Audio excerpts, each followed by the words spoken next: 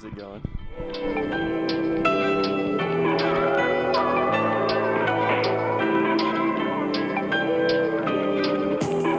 Welcome back, Welcome. ANL Nation. Welcome.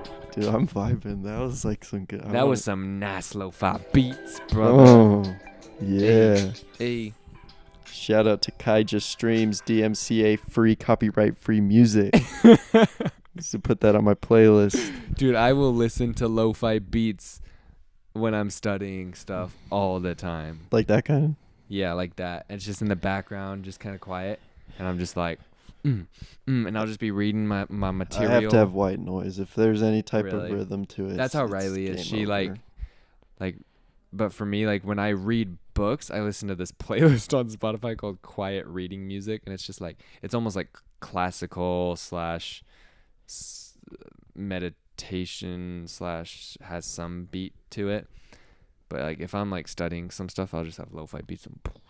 This isn't what we're going to talk about today, but I do not understand how people do homework and listen to like normal regular music. Well, you know what's funny about that? I will never be able to understand how people do that. Dude, that is not good psychologically to do that.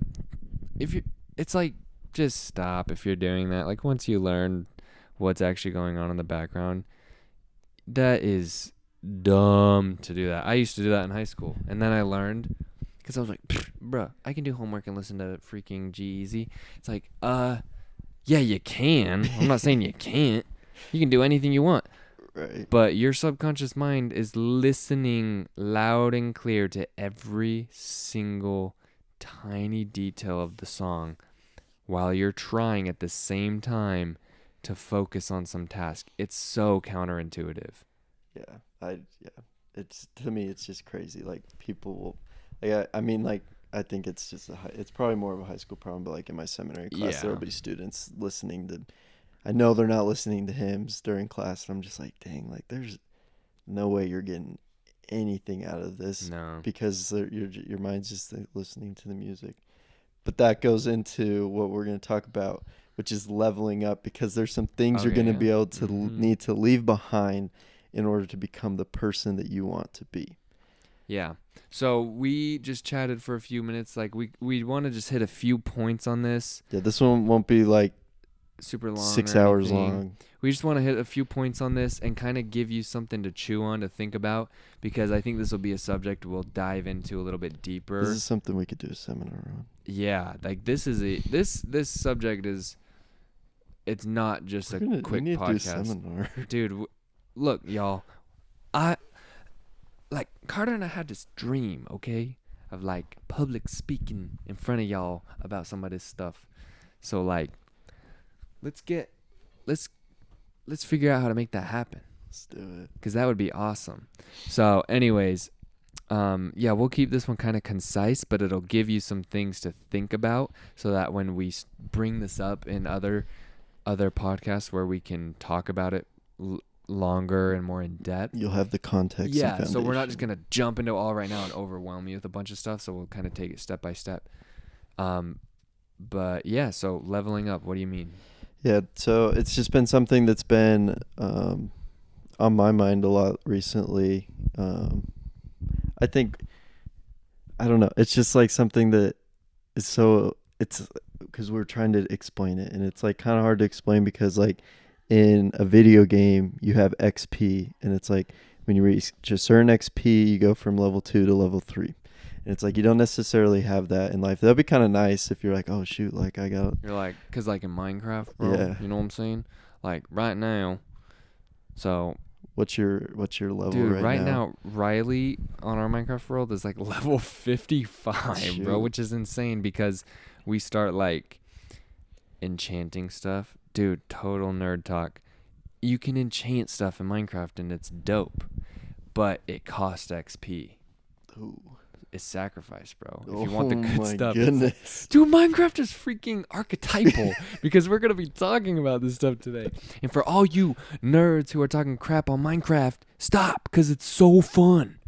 But it's pretty fun. I'm like level probably like 20, but I've enchanted a ton of stuff, so my XP's been taken down, but I've gotten amazing things from it. Well, So that's right. sacrifice. Anyways, yeah, there's this aspect that I think in those simple words of leveling up, even if that's not concisely what we're trying to say, it's like it's a true fact that there is some sense of leveling up in humanity. There is some sense of a hierarchy of competence, and it's like as you are leveling up, you feel it and people notice it. Your friend group will start to change, your quality of life will start to change, like things will start to change for you as you change, for the better or worse, you know? Right. Yeah, like it could, because it's not a specific level, but you can literally see it in people. Like we were just talking about it. Like you look at yourself in high school, probably like level like 1 or 2.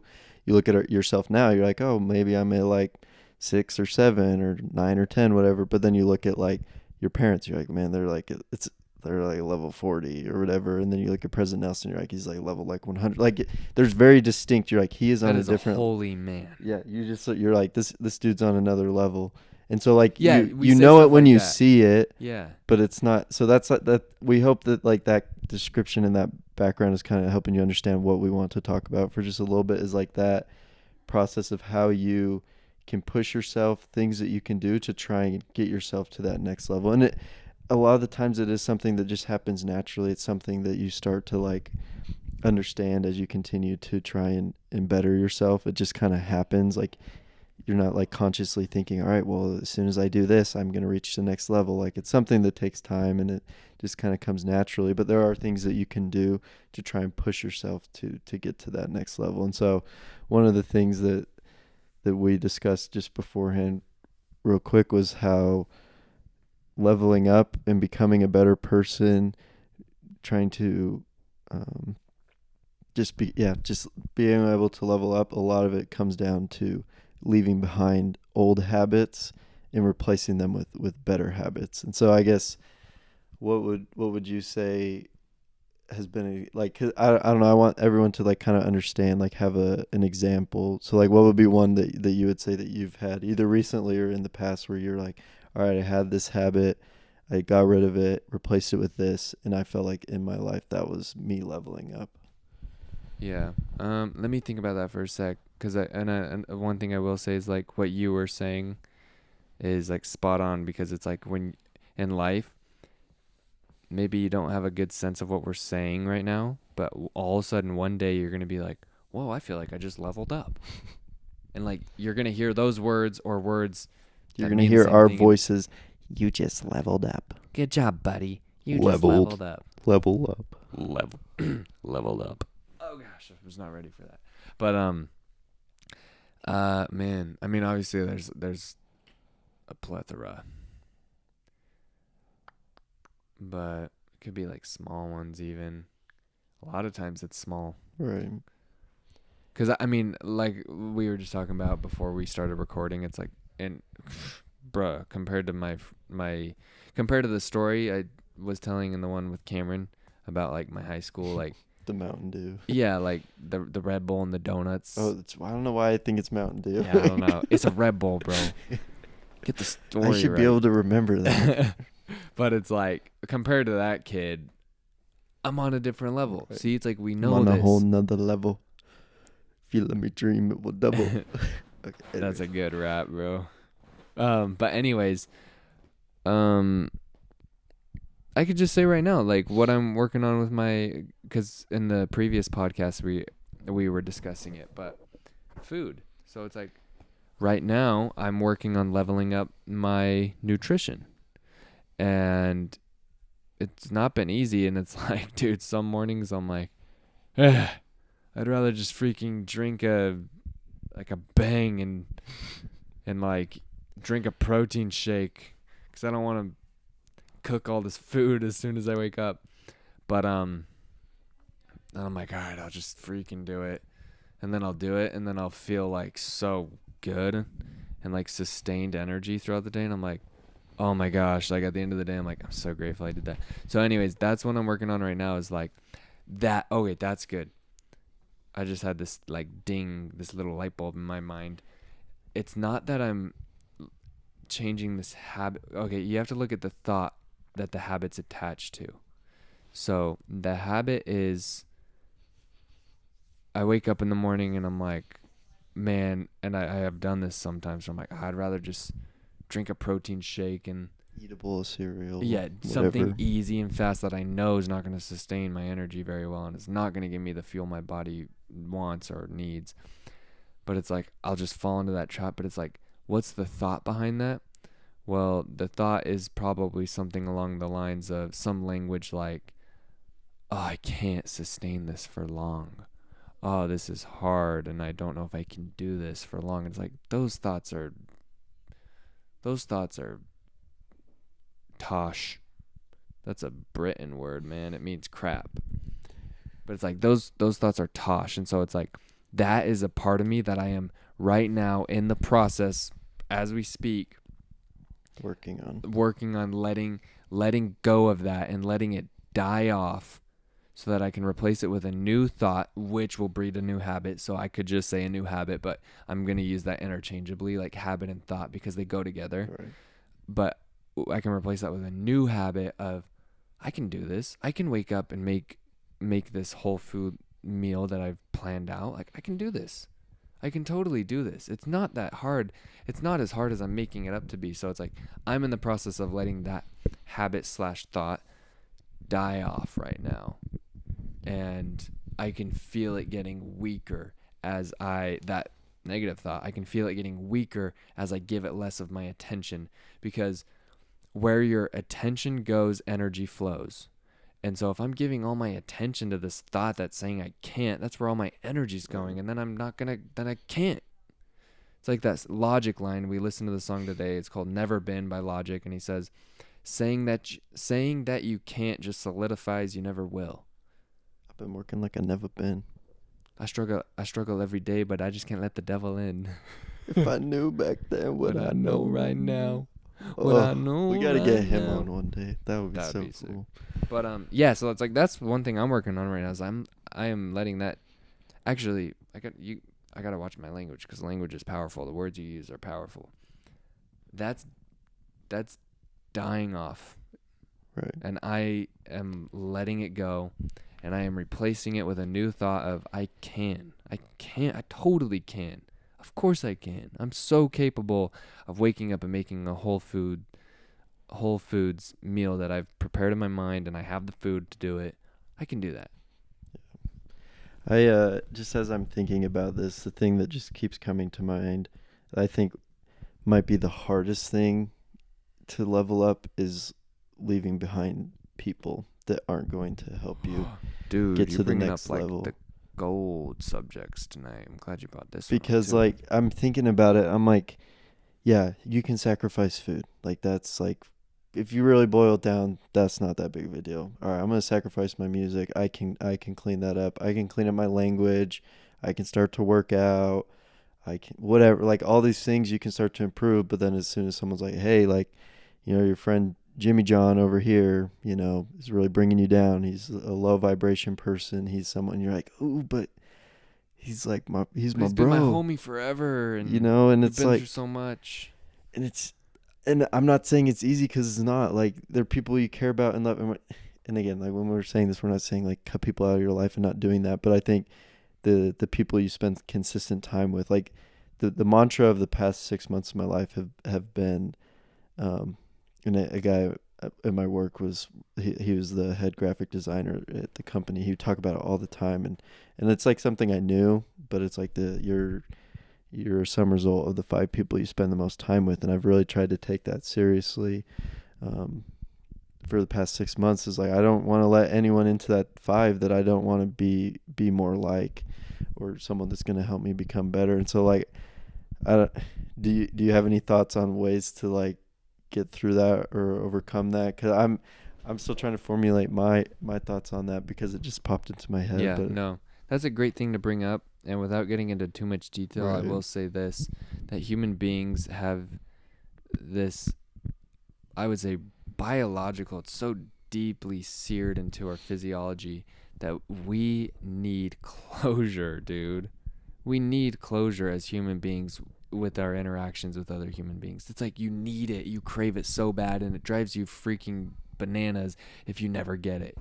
Like, have you ever talked with somebody who's 80 years old and they never got closure from this relationship that ended nasty? And it doesn't have to be a romantic one. It could be any type of relationship that ended nasty 25 years ago, and they still have resentment for the person and they're still holding on to it. I think everyone could think of someone in their mind right now. Oh my goodness, dude. It's everywhere. It's rampant because no one has been taught this.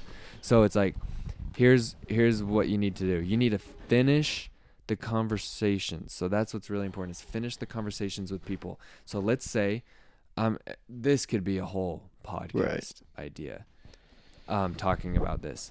Yeah, it's like, write that down. But I've written a couple things down. Good. Yeah, that thank you, because we need to keep track of some of these ideas. But so, like, let's say something just horrible happened to you and you cut this person out ASAP. So I'll talk about one where it's like easy to cut the person out, and then one where it's difficult. So it's like, okay, screw this dude. He like just stole all my freaking gum and my money and called me an idiot and said my mom's ugly on social media. I'm cutting this dude out of my life. Right. You know, it's like, bye-bye. Well, you never finished the conversation, right? Well, let's say, like, you never came to a resolution as two human beings. But let's say it's just too dangerous or too painful to ever come in contact with that person again. Well, guess what, folks? We're living in a world of quantum physics, and your imagination is extremely powerful. So you get to use that imagination and pretend to talk to that person. Dude, this sounds crazy, but I've done this. And like I said, I'm not going to get into it right now because it's so deep and cool. But when you're driving in your car on your way home from work, and, you know, just for the sake of simplicity, Jimmy screwed you over. He just was calling your mom ugly on Twitter and being real rude, took all your lunch money. So you're driving in the car, but you don't ever want to see Jimmy again. You don't want to see him to come to a resolution in person, because it might end poorly, you know. It could make things worse. It can make things worse. So in this case, you're driving home from work. In your mind, boom, Jimmy appears in your seat next to him. And you tell him everything out loud, if you want the best effect, out loud what you would want to tell him. And you can be really rude because you're getting all of it's like the same concept as writing a mean letter. Kind of yeah, and so and that was what I was going to say. If you're the type of person who's like, oh, okay, yeah, this is freaking weird, then write a letter, okay? Write a letter, address it to Jimmy, and then put it in the trash, but in your imagination, put it in the mailbox. Oh, the trash is the mailbox. Don't put it in the real mailbox. Seriously. You like pretend to type it out in a text and accidentally send it. Yeah, don't freaking do that. So it's like, either say it out loud in the car alone, but in your mind's eye, he's sitting there. And then after you're done ranting, which won't take more than 10 minutes. Some people think, okay, it could, but it most likely won't. It'll probably take anywhere from 3 to 7 minutes, actually. You think you have a ton to say, but really... Dude, every hard conversation, you're like, I don't want this. It's going to take forever. You're it's literally done in like 2 minutes. You're like, all right, we good? Yeah, it's like... you're like, is that feel it? like you should force... to talk more. Yeah, do we need to talk more? I feel like we didn't, but it's like, I guess we did come to a good resolution and we're on the same page. All right, cool. But then after, yeah, dude, like I know exactly what you're talking about. But after you just like say everything that you want to say, then you look at it from a logical perspective, and you can, and from a good perspective, and from their shoes, and apologize. You know, dude, you know, I'm sorry, like. You know, it wasn't cool that you said those things about my mom, but I forgive you, man, and I'm sorry. I'm sorry I said some mean things to you, even if it's just in the fake car. I'm sorry I said some mean things to you, and I hope we can just put this behind us and take the lessons learned and move on with life. That's finishing a conversation. Now, if it's a friend who, this is a subject that I want to think more on, and we can talk about it more in depth. But because for me, it's just like been kind of weird where it was so easy for me just to like leave friends who weren't growing with me behind. I was like, all right, see ya, dude. It's also pretty easy because you go like on a mission for 2 years and you Yeah. just kind of leave them behind And then you come anyways. home and you see them and you're like, I don't want to hang out with you guys. Bye. Yeah. I still love you. And like, if you need my help, like you have my number, Right. dude. I would, if your car broke down 3 hours away, I'd come get you if you needed. Like, I'm here for you, Right. but like, I'm not going to hang out with you.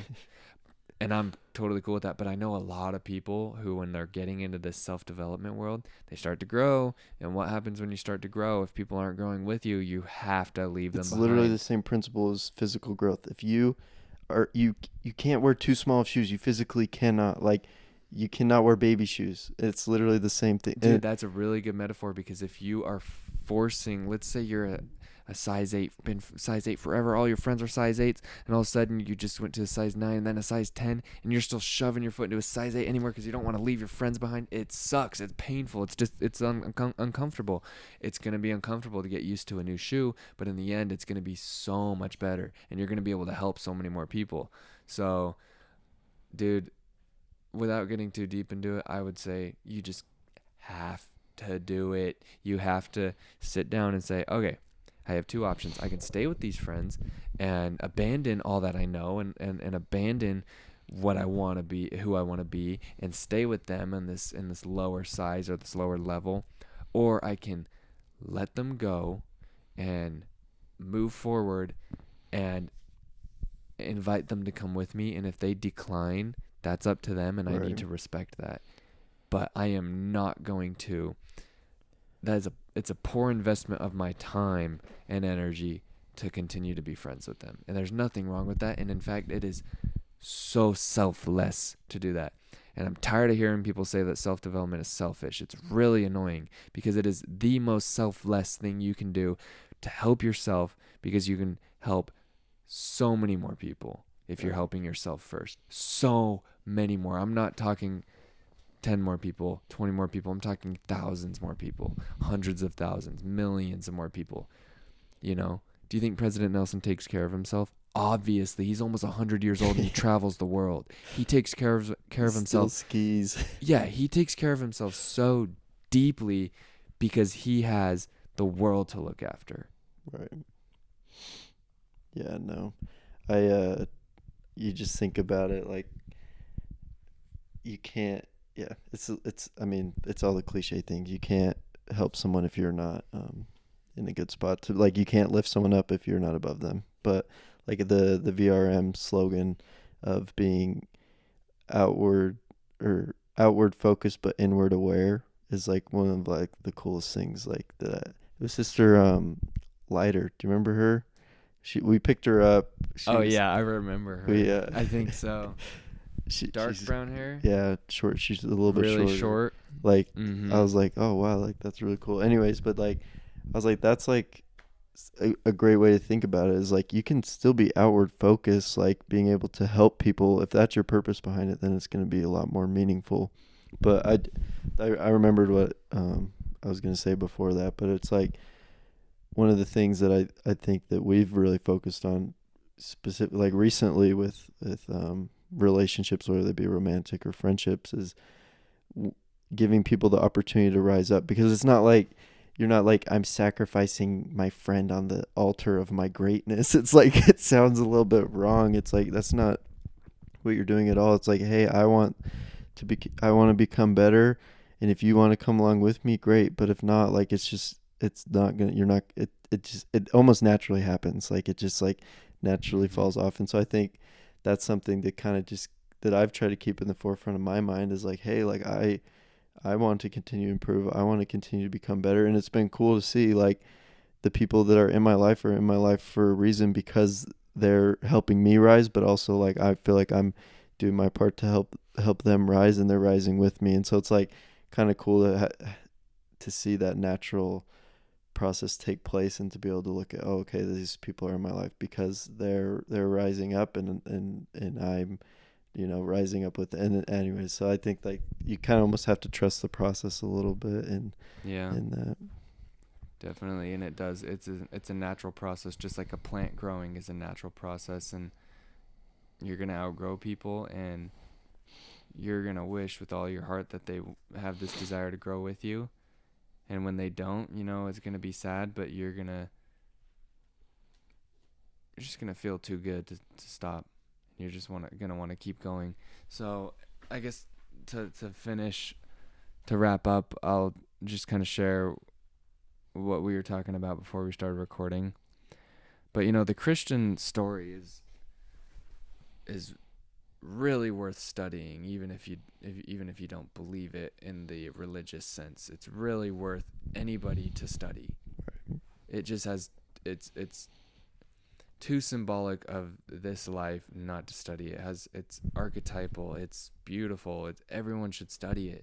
I remember people would often ask, like, well, like, what if all this stuff, like, isn't real? I'm like, dude, I don't care. This stuff it's like you learn so much just from the Christian story, just from the parable, just all these. Anyway, I'm just reiterating what you're saying. Like, regardless of what you view the importance of the religious side of this, like, I remember just being like, dude, this stuff is just sweet to learn about. Totally, 100%. And so, let's talk about the Christ story in 10 seconds. Christ is a God. He comes down to this earth in the form of a man. He takes on a physical body. He is humiliated. He is spit upon. He is tortured. And then he is killed. And then he comes back to life. That's the story in a nutshell. Most people are familiar with it, at least in this country. Anyways, so what's the archetype behind that? What does archetype mean? Archetype it's basically like symbolism. Okay. So it's like what's the principle of this, I guess you could say. So in this life, if we want to blossom into something new, which is like Christ resurrecting into this glorified body, he's this God now, he's complete, he's done his task, if you want to become that, then you have to let things die off. And so there are parts of you that need to die off. There's dead wood that you need to let fall off and let something new grow in its place. And Carter and I were just talking about this, but if you're keeping all this dead wood on because it's comfortable, because it's what you know, and you're trying to grow at the same time, it's not going to work. And then you're going to say, goals aren't for me, or this self-help world's not for me, or this religion thing about bettering yourself and trying to be the best you is not for me because it's all BS and it sucks and it makes me feel like crap. And it's like, dude, it's because you're not letting the dead wood die off, and you need to let it die off. Cutting your fingernails and keeping all the clippings like in your pockets. Like that doesn't make like that. It's totally backwards. But how many of us, in a sense of trying to better ourselves, do that? You're like, okay, I took care of that, but I'm going to hold on to it in my back pocket. Like, so let it die, and let it die off. Like, fall off, gone forever. Throw your fingernail clippings away. Hopefully. I clipped my toenails today, Sometimes they fling all over the room. And you're like, oh, crap. And if you're doing it on carpet, you're like, I got to find it. Someone's going to step on it one day. Flick me in the eye. Oh, gosh. But, yeah, it's like that's part of the symbolism of the story, is there are parts of you that you need to let die off, and you know those parts. You know those parts better than anybody. Let them die off, and then let something new and better grow in its place.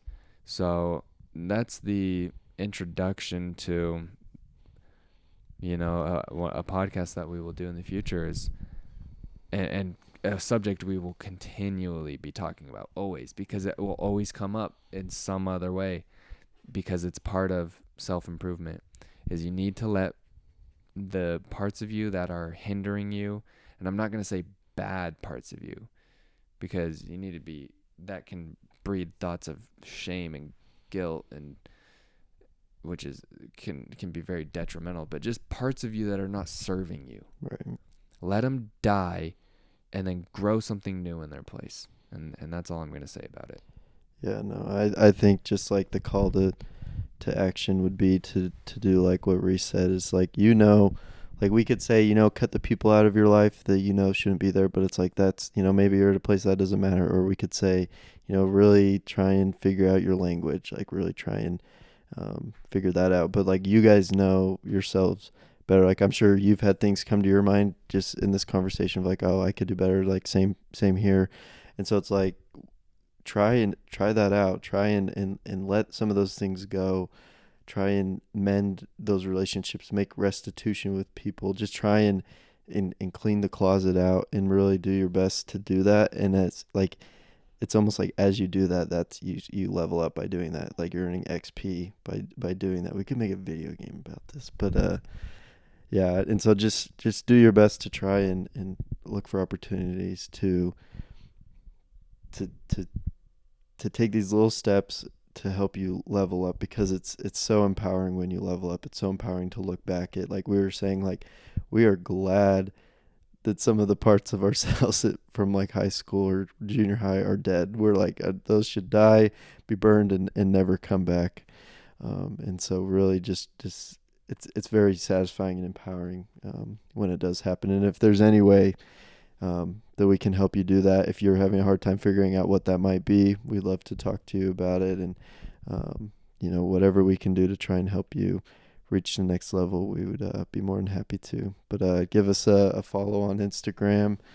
Let us know what you think. If you have any thoughts or insights, or if there's anything you'd like us to talk about, we'd love to hear your thoughts. But we love you guys, and we'll talk to you later.